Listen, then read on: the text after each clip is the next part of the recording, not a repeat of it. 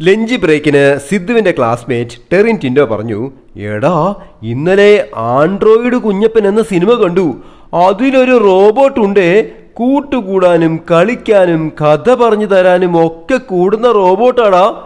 തൊട്ടപ്പുറത്തിരുന്നവൻ ഇടയ്ക്ക് കയറി, റോബോട്ടിനെ മേടിക്കാൻ ഒത്തിരി പൈസയാകും.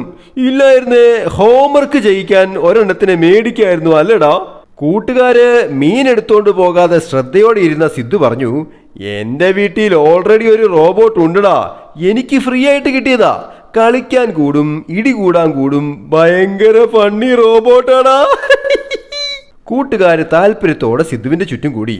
പക്ഷേ പകൽ സമയം ഭയങ്കര തിരക്കാ. എനിക്ക് റോബോട്ടിനെ രാത്രിയിലേ കിട്ടാറുള്ളൂ.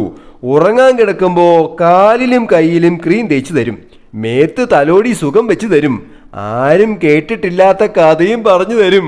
ടെറിൻ അസൂയോടെ പറഞ്ഞു, റോബോട്ട് എന്നും ചാർജ് ചെയ്തിൽ ഓഫ് ആയി പോകുമേ.